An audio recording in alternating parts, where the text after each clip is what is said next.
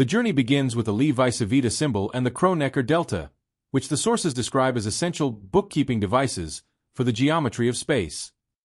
These tools allow for the rigorous proof of fundamental rules, such as the cross-product's consistency with the right-hand rule and Cartesian orthogonality, without requiring geometric intuition.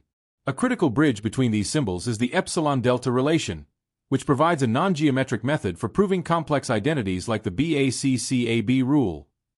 By contracting these symbols, practitioners can systematically reduce products of antisymmetric tensors into manageable algebraic terms, ensuring that generalized vectors remain fundamentally orthogonal to their inputs. Building on these algebraic foundations, the second pillar focuses on the differential operators, gradient, divergence, and curl, that characterize field behavior. One of the most significant results is the double curl identity, which demonstrates that the curling of a field is mathematically equivalent to the difference between its longitudinal change, gradient of divergence, and its spatial dispersion, the Laplacian. The sources also highlight the importance of symmetry. Identities such as the curl of a gradient or the divergence of a curl vanish because they involve contracting symmetric second-order derivatives with the antisymmetric Levi-Civita symbol. Furthermore, when these operators are applied to specific fields, they can reveal harmonic properties, satisfying Laplace's equation, or scaling symmetries through Euler's homogeneous function theorem. To apply these operators to real-world geometries, one must master various coordinate frameworks.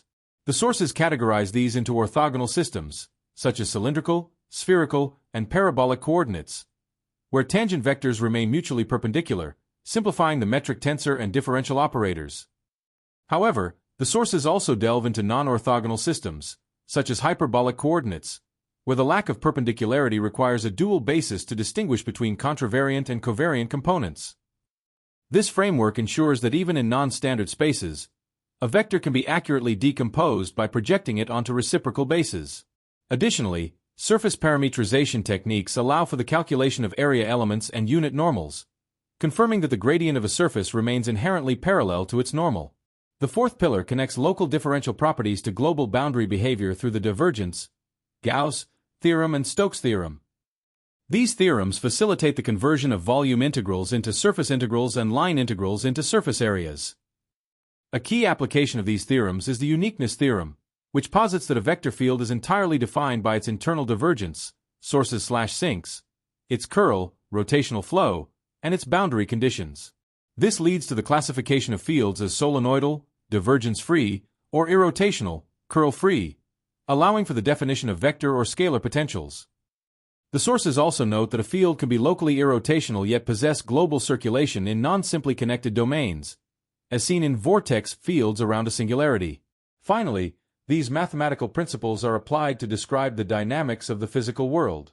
In kinematics, the rotation of a rigid body is characterized by vorticity, twice the angular velocity, and helical trajectories.